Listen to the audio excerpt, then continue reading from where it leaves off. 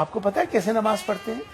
नमाज का आर्थिक शब्द है, ये संस्कृत का शब्द है। पहली बात तो नमाज का शब्द संस्कृत का शब्द है, ये भारतीय शब्द है।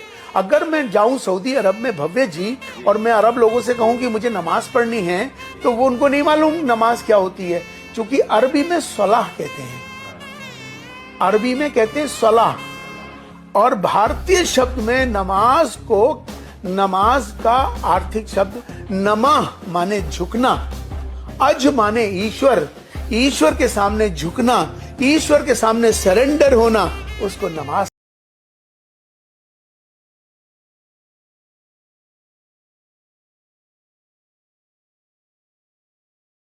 आपको पता है कैसे नमाज पढ़ते हैं? नमाज का आर्थिक शब्द है, ये संस्कृत का शब्द है। पहली बात तो नमाज का शब्द संस्कृत का शब्द है, ये भारतीय शब्द है। अगर मैं जाऊं सऊदी अरब में भव्य जी और मैं अरब लोगों से कहूं कि मुझे नमाज पढ़नी है, तो वो उनको नहीं मालूम नमाज क्या होती है, क्योंकि अरबी में सलाह कहते हैं, अरबी में कहते हैं सलाह।